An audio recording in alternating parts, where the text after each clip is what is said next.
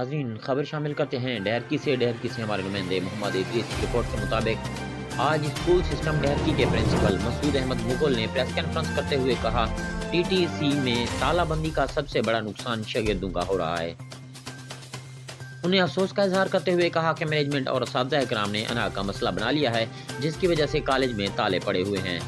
Covid نے جہاں معاملات زندگی کے ہر شعبے کو نقصان پہنچایا وہاں ہمارے بچوں کی تعلیم سب سے زیادہ متاثر ہوئی۔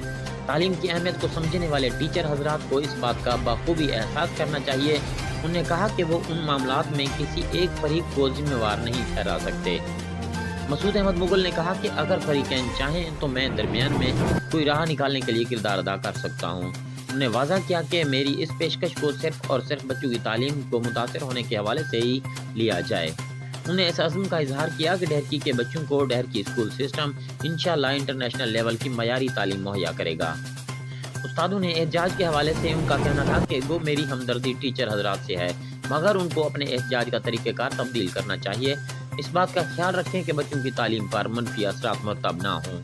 انہوں نے اس بات کا خدشہ بھی دکھایا کہ ایسا نہ ہو کہ کالج کی تالہ بندی مستقل ہو جائے۔ انہوں نے کہا کہ ڈہرکی باشعور عوام یہ کبھی نہیں ہونے دے گی۔ تعلیمی ادارے کو بند کر دیا جائے۔ آخر میں دونوں فریقین سے درخواست کی کہ ٹیبل ٹاک کر کے مسئلے کا حل نکالا جائے۔ مسعود احمد مغل نے کہا کہ وہ بچوں کی تعلیم کے حوالے سے بہت حساس ہیں اور دعاگو ہیں کہ یہ معاملات جلد سے جلد حل ہو جائیں۔ رپورٹ محمد ادریس، سٹی پاک نیوز، ڈہرکی۔